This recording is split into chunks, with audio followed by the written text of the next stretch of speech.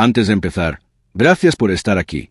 Si te gustan las historias reales con tensión, misterio y justicia, suscríbete al canal, dale like a este video y cuéntame en los comentarios qué habrías hecho tú en mi lugar. Hoy te voy a narrar, en primera persona, cómo descubrí un intento de asesinato en mi propia casa, cómo el veneno que prepararon para mí terminó en la taza equivocada y cómo pasé de ser una víctima a convertirme en la mujer que destapó un crimen por herencia. Es una historia de envenenamiento, violencia doméstica, cámaras ocultas, un inspector que creyó en mí, una abogada valiente y una trampa final que lo cambió todo. Aquel domingo por la mañana, como tantos otros, Marcos entró a la habitación con una sonrisa que ya no me creía y una taza de café. Yo estaba despierta, quieta, mirando por debajo de las pestañas. El aroma no era el de siempre. Tenía un dulzor raro, con un fondo metálico que me erizó la piel. Me incorporé despacio y examiné la superficie. Un remolino mínimo, como si algo acabara de disolverse. Sonó la radio de la cocina, donde su madre, Magdalena, acostumbraba a moverse desde temprano. Él dejó la taza en mi mesilla con su voz melosa de siempre. «Vamos, cariño, que el día promete». Algo dentro de mí dijo basta. Sin ruido, cogí su taza vacía de la noche anterior, la coloqué donde estaba la mía y me acomodé como si nada. Cuando regresó, me preguntó si ya había bebido. Le sonreí y asentí. Marcos tomó su taza, la mía, y se fue al pasillo. Mi corazón era un tambor. 20 minutos después, un grito agudo rompió la calma. Corrí hasta el rellano. Magdalena se retorcía en el suelo de la cocina, con la taza hecha añicos a su lado. Marcos se arrodilló con una desesperación tan teatral que dolía verlo. Yo, petrificada en lo alto de la escalera, entendí lo imposible. Ese veneno era para mí. Vi espuma en los labios, manos al cuello, convulsiones contra el frío de las baldosas. Marcos repetía su nombre con lágrimas falsas. Yo lo miraba desde la puerta del salón, con una calma solo aparente. Por dentro, un torbellino. No fue un accidente. Era un crimen. Y había esquivado la muerte por segundos. Por instinto, por algo que ni yo entiendo.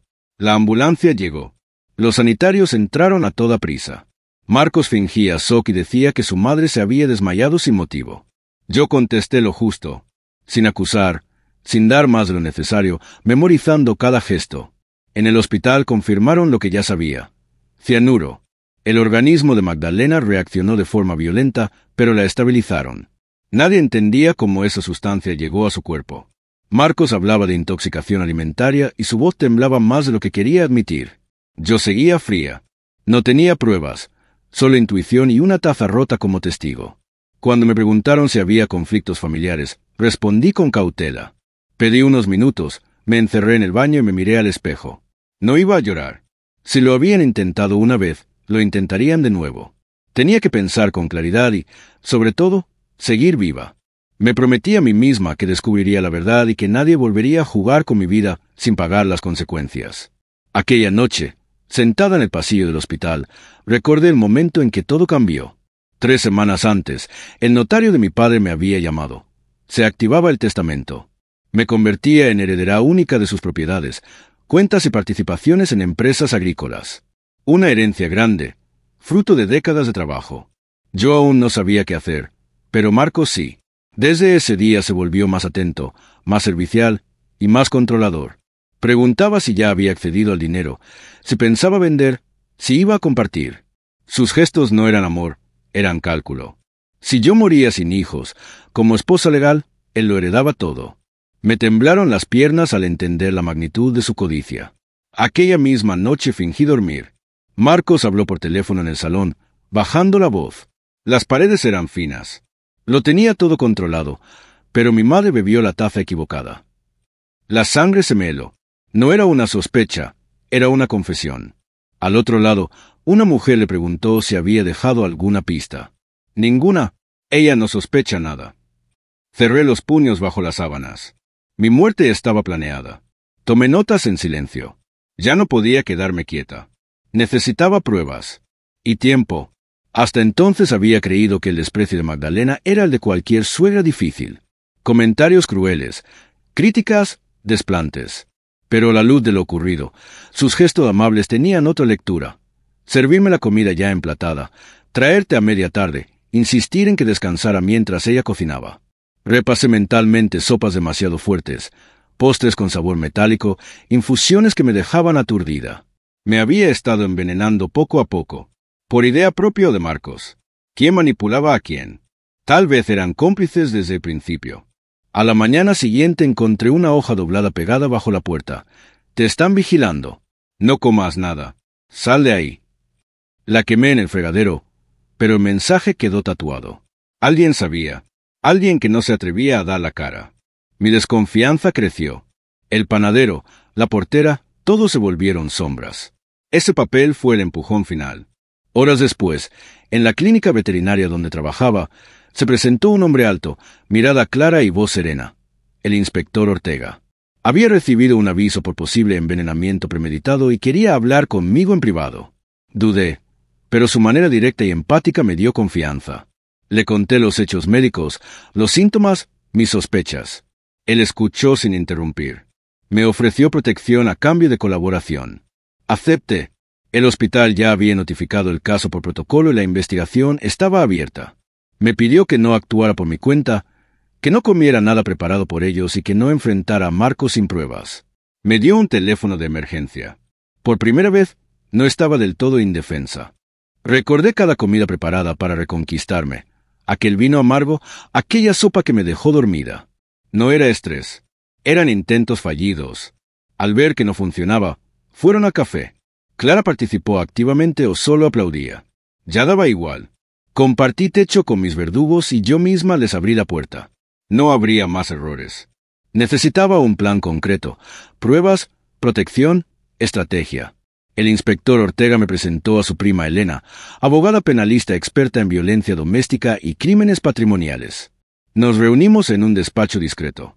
Le conté todo, la herencia, el café, Clara, las sospechas. Fue tajante, las sospechas no bastaban. Hacían falta pruebas grabadas, documentos, audios, todo lo que vinculara a Marcos y Clara con un plan deliberado para matarme. Me propuso actuar con discreción. Instalar cámaras, grabar conversaciones, documentar cada accidente, cada presión. Y una regla, ni una gota de comida o bebida preparada por ellos. Acepté. Elena no adornaba, decía la verdad. Me vi, por primera vez, no como una víctima, sino como una mujer capaz de resistir un thriller psicológico en su propia casa y ganar. Salí con la determinación clavada. Iba a sobrevivir y a ganar. Había un problema legal. Si yo fallecía sin descendencia, Marcos heredaría todo. Elena fue clara. Si tenía un hijo, el heredero directo sería él, no Marcos. Tomé la decisión más inesperada de mi vida, una inseminación artificial en secreto. Contacté con una clínica privada en Valencia. Viajé con la excusa de visitar a una amiga. Firmé los documentos, elegí un donante y empecé el procedimiento. Era arriesgado, pero era también un escudo legal, quizá emocional. Mientras mi cuerpo cambiaba en silencio, fingí normalidad. Solo Elena y Ortega sabían la verdad. Marcos se acercaba con gestos tiernos que ya no me engañaban. Yo respondía con sonrisas de hielo y paciencia. Cuando el test confirmó el embarazo, lo miré a los ojos en la terraza y dije, «Estoy embarazada». Su rostro se desfiguró un segundo antes de forzar la sonrisa. Me abrazó, me felicitó, pero le sudaban las manos. No estaba feliz, estaba nervioso. Sus planes se derrumbaban. Esa noche, desde el balcón, llamó a Clara. No sabía que yo había dejado el móvil grabando bajo el cojín del sofá. Su voz sonó nítida. «Tenemos que hacerlo antes de que nazca. Si ella da a luz, perdemos todo». Aquella grabación era oro, intento de asesinato premeditado. Solo tenía que mantenerme viva un poco más. Al día siguiente, Ortega y Elena escucharon la grabación. Coincidieron, era contundente. Instalamos cámaras ocultas y micrófonos por toda la casa con orden judicial, todo legal para que las pruebas fueran válidas. Fingí reconciliación. Cenas, paseos, risas falsas. Él volvió a confiar. Cada palabra con Clara por videollamada quedaba registrada.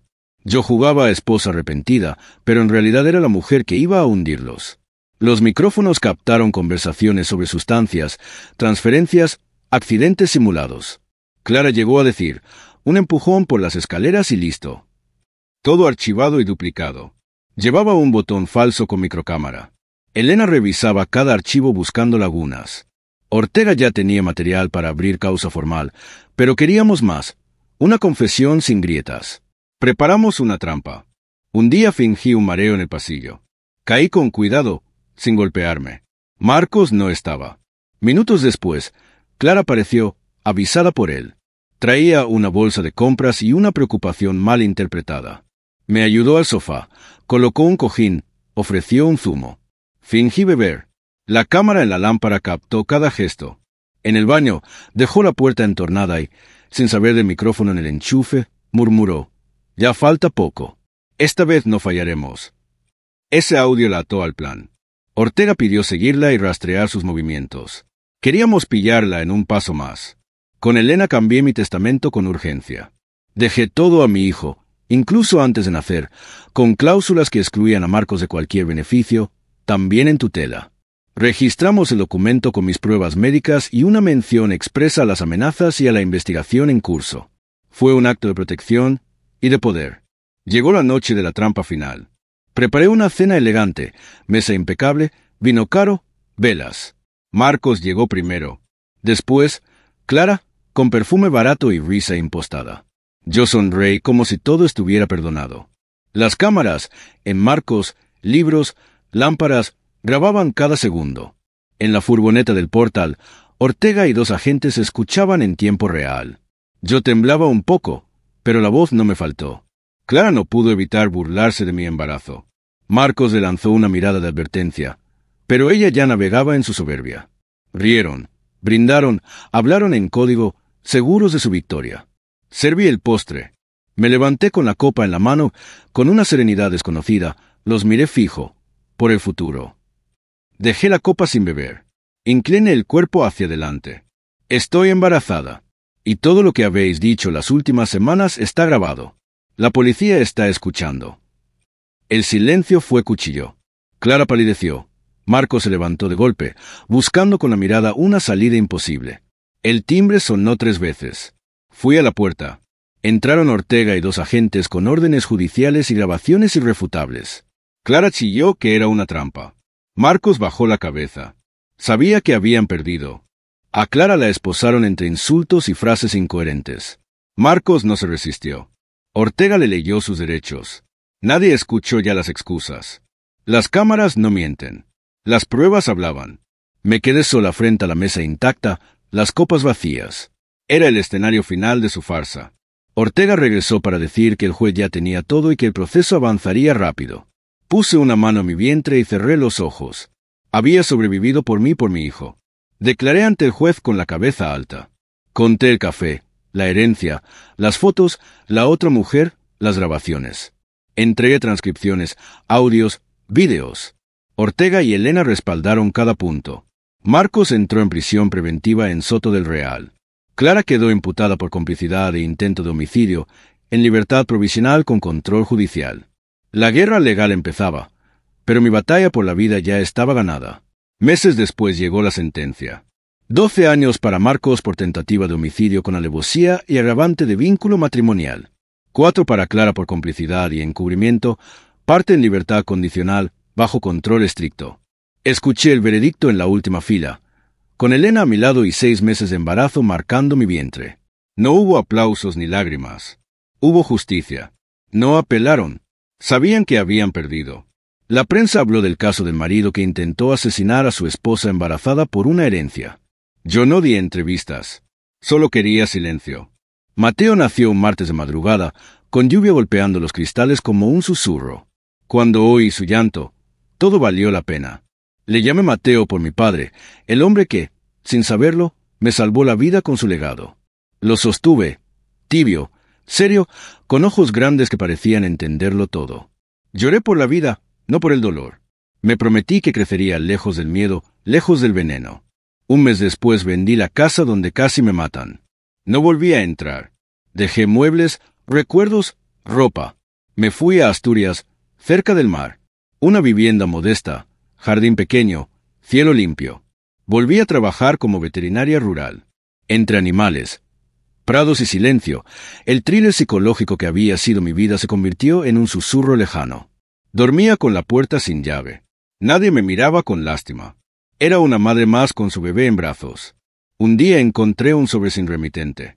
Dentro, una frase: no hemos terminado. La letra declara, inconfundible. Fui directa a comisaría. Ortega reactivó el protocolo de protección. El juzgado dictó una orden de alejamiento inmediata, 500 metros, 0 contacto. Cualquier incumplimiento, prisión. Clara seguía bajo vigilancia. Su rencor no había cambiado, pero esta vez yo no sentí miedo. Sentí determinación. Por Mateo y por mí. Marcos continuó su condena en Soto del Real. Ningún recurso prosperó. Su nombre se volvió maldito hasta los pasillos de los juzgados. Clara, aunque libre, caminaba rodeada de la ley. El ciclo se cerraba. La justicia, al fin, no era un espejismo, era real y funcionaba. Mateo creció entre caballos y perros, aprendiendo a reír con el viento. Del pasado le conté lo justo. No necesitaba heredar mi dolor, solo mi fuerza. Algunas noches, cuando el miedo intentaba regresar, lo abrazaba y me repetía la verdad más sencilla. Sobreviví. Denuncié. Probé. Gané. Porque en un mundo de sombras, estar viva y en paz ya es una victoria. Si esta historia te ha movido, déjame tu opinión en los comentarios. ¿Habrías tomado el café? ¿Qué harías si descubres un intento de asesinato por herencia? No olvides suscribirte, darle like y compartir este video con alguien que necesite escuchar que la justicia existe y que la resiliencia, la denuncia y las pruebas pueden vencer al miedo. Nos vemos en el próximo capítulo.